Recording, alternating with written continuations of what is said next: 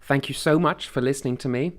And I've done my thing for the day, my one thing, which was to create an Android tutorial, so I can remove it from my list now, and I can save that.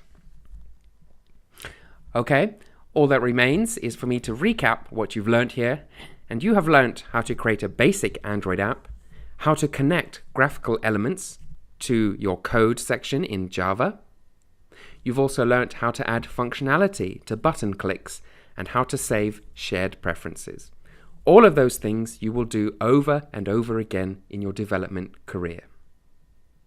Now, if you'd like to go further with app development, I do a range of courses on Android and iOS where I take you, the beginner or novice, all the way from the beginning right to the end, which means published in the app stores. No other course does that.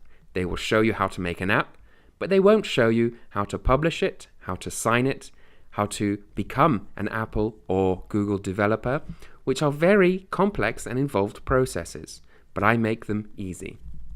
So if that sounds like a good idea, then please click on the links if you're watching this on YouTube, or check out my other courses if you're watching this on Udemy. If you have any questions, then feel free to ask them, and I wish you the best of luck in your development career. Thanks for listening.